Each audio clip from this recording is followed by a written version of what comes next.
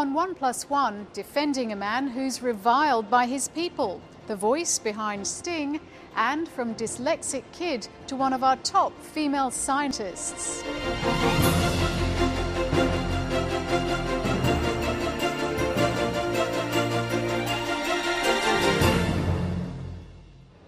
Hello, I'm Jane Hutchin. Welcome to the programme. As one of the UK's leading criminal barristers, Courtenay Griffiths has made it his life's work defending those accused of serious crime. But after 15 years, he found himself on a depressing treadmill, watching a lot of young men go to prison for long stretches. So when the chance to defend one of Africa's most notorious warlords came up, he says it was a relief. That client is Liberia's former president, Charles Taylor, who's on trial at The Hague for crimes against humanity. Courtenay Griffiths is speaking with Philip Williams in London. Well, Courtenay Griffiths, welcome to 1+1. And thank you for having me. Your name conjures up courtroom drama and protecting the bad guys. Are both those images correct, or where am I wrong with that assessment? Well, you're wrong to the extent that I don't live on a, diet of bad guys, because as far as I'm concerned, everyone is innocent until proven guilty. So to prejudge the issue really isn't something that I approve of. That was a presumption on my part then.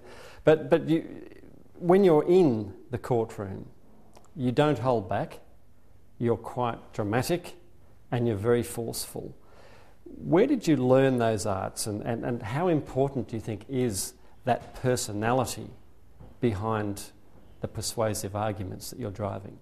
Well, I think that advocacy of any form has to be informed by the personality of the advocate.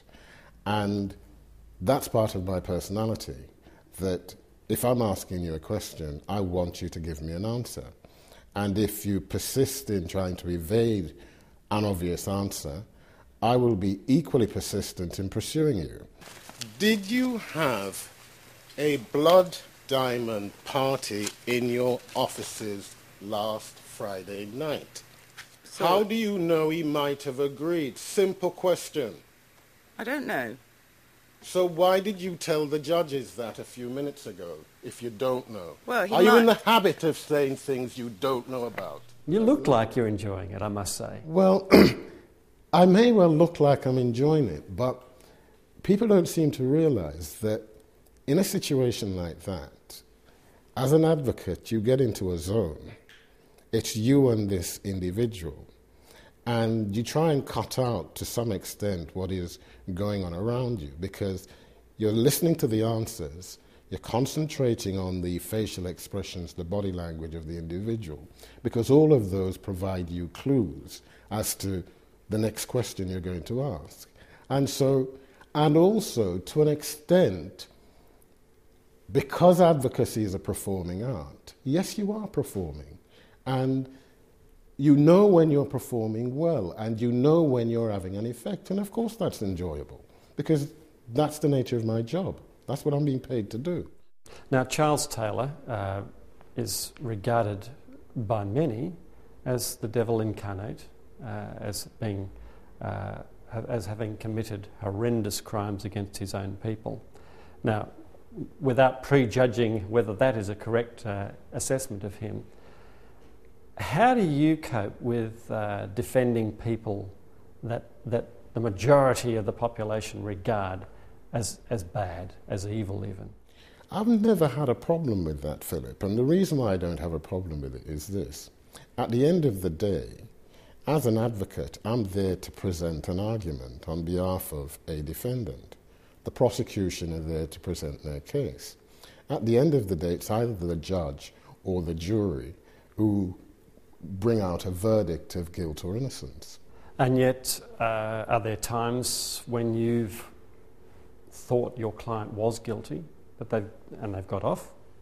As an advocate, of course, you look with experienced eyes at the evidence before you, and you may have doubts about the accuracy and truthfulness of the instructions you're receiving from your client. But at the end of the day, it's not your job to go in court and declare this person guilty. Your job is to defend, and so consequently, it would be quite wrong for me to be making final judgments as to the innocence or guilt of any person I defend. What is it in your background, do you think, that has made you such a high profile, got you where you are today, and got you the sort of attention of so many people over the last few years? Well, as a boy growing up primarily in the United Kingdom, because I was born in Jamaica, but I came to the UK when I was 5 years old, and I effectively grew up here. I'm an Englishman, I'm a POM. But at the end of the day, you know, growing up as a young black boy in England, at that time in the 1960s and 70s, we had to confront a great deal of racism, much of it directed at us by the police and the system of criminal justice here in the United Kingdom. And I was adamant that I would like to take the struggles that we necessarily had for equality in the 60s into the courtroom. When you were being picked up by police as a youngster, unfairly so, because you were black, did that ingrain an anger in the system? I mean, in the system of so-called justice for you? Yes, there was a sense of anger. But I must say that over the years, particularly since I started to sit as a part-time judge, that I've mellowed somewhat, and I've now become able to see both sides of the story. And I can see that, for example, the vast majority of policemen today try their best to do what is an extremely difficult job, and the vast majority of them do it well. But as an institution, I still have certain problems with the police, because when you look at statistics, for example, that young black youngsters are still statistically much more likely to be stopped and searched by the police, you have to ask, why is that at the beginning of the 21st century? Does that reflect prejudice? Yes, it does. And more than prejudice, it reflects the racism in those societies. And my concern, now that I'm operating in the area of international criminal law, that we could well be replicating those attitudes at an international level. Because currently, every single person indicted before the International Criminal Court is from, guess where? Africa. And that concerns me. You're saying that the basis of it is racism?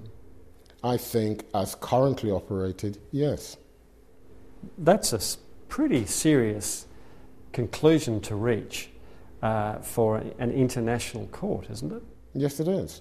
And I think it's a correct one, because one has to ask oneself, are conflicts limited to the African continent? Why, for example, is there not a global uproar about the fact of what Israel did in Gaza a couple of years ago, using illegal weapons? We all know, for example, that the war in Iraq was illegal. Do you honestly think, Philip, there's ever going to be a prospect of a Tony Blair or George Bush being put on trial?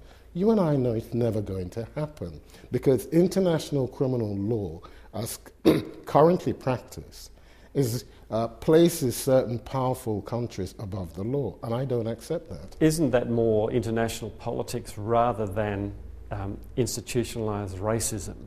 Well, I think the two are intertwined. I think the two are intertwined, and I'll be quite blunt with you. As far as I'm concerned, international criminal law now is being used on the African continent as a neo-colonialist tool.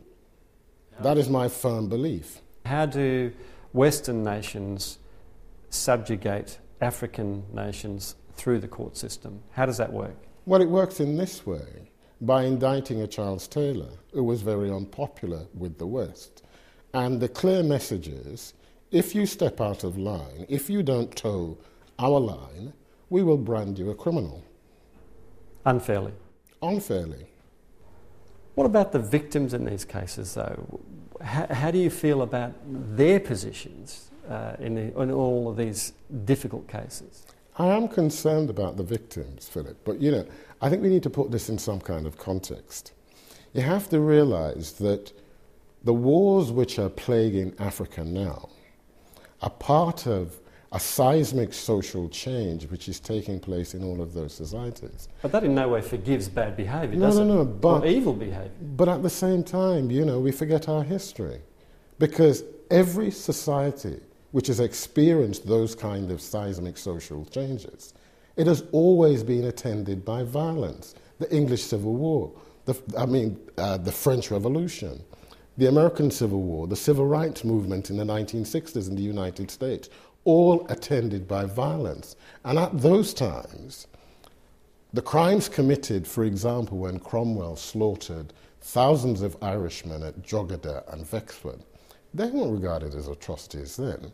But now, as Africa is going through the convulsions of this social change, we now have that change being criminalised, and I have a difficulty with that.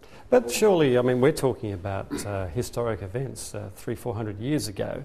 We have a legal system now, it's very clear-cut, and it says these sorts of crimes are not acceptable and should not be allowed, and that people should be prosecuted. Isn't that the simple reality? But you see, it's part of the hypocrisy which I suggest is at the heart of international criminal justice. Because when, for example, dictators favourable to the West were committing such atrocities in Africa, Mobutu, Bokassa, Verwoerd, Vorster, no complaints whatever from this West wedded to the idea of humanitarian needs and so on. Selective whatsoever. outrage. Selective outrage. You absolutely convinced of the innocence of your client? Yes, I am. So far as Charles Taylor and Sierra Leone is concerned, I do not accept that the prosecution have produced sufficient evidence to prove beyond a reasonable doubt that he was responsible for the atrocities in that country. What happened in Liberia, the country which he was president of, is a different matter altogether, but he's not on trial for that. You attract international attention now. You have journalists lining up at your door to do interviews like me. Who keeps you grounded? My wife and family. And what do they tell you? Well, you know, I'm the king in this house, not you. Okay. On that note, thanks very much for talking to 1+1. Thank you, Philip. Dr Cathy Foley is one of Australia's top scientists and the Deputy Chief of Science at the CSIRO. It's a far cry